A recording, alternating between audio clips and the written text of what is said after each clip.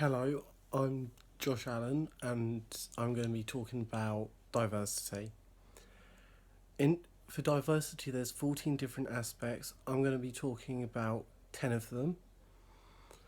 Okay, the first one I've got is racism. Racism is when a person or a bunch of people attack with verbal or physical abuse towards um, one person of interest. That can rely on their colour of their skin, their religion. Doesn't matter if they're Sikh, Muslim, Jewish, if they're black, Caribbean, Asian. Doesn't matter. They'll just attack that type of person because they don't like them. There's also institutional racism. That's where it's where racial discrimination has been established as a normal behaviour in a society. So, for example, even though the police they do have black police officers and sergeants, but they don't have as many as they're supposed to.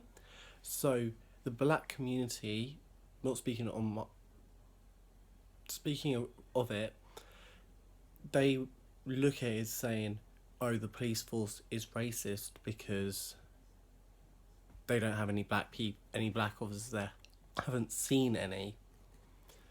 So this is a big problem for one of our public services. Next one is sexism. Sexism is where we are discriminate against mainly the gender of women. So that can rely on wage gaps for like any role of women. Like some places in London pay more for men than women.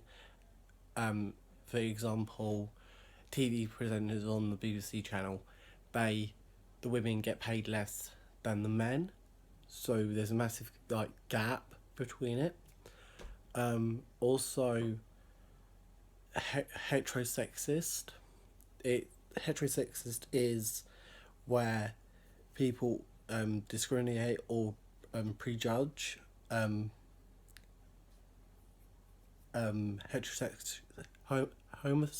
heterosexuals against homosexuals. So this means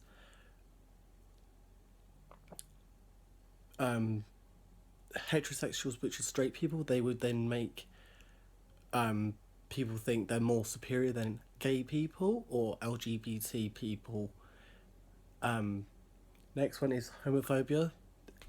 This is when abuse, either physical or verbal, again, is mainly attacking the LGBT community, which is lesbian, gay, bisexual, transgender, and Q. These people then get attacked, and is a massive problem. Like so many things happen from it, like depression, anxiety, body harming, suicide, mental depression, mental health, anything around harming, or just yeah.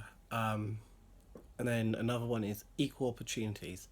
This is a big thing that now, as a public service and as a community, we are trying to bring in, as everyone. It doesn't matter where you're born, what your nationality is. It is something that everyone deserves. It doesn't matter if you're from the Middle East and you're seeking asylum. You will get that free education. You'll get educated throughout your education.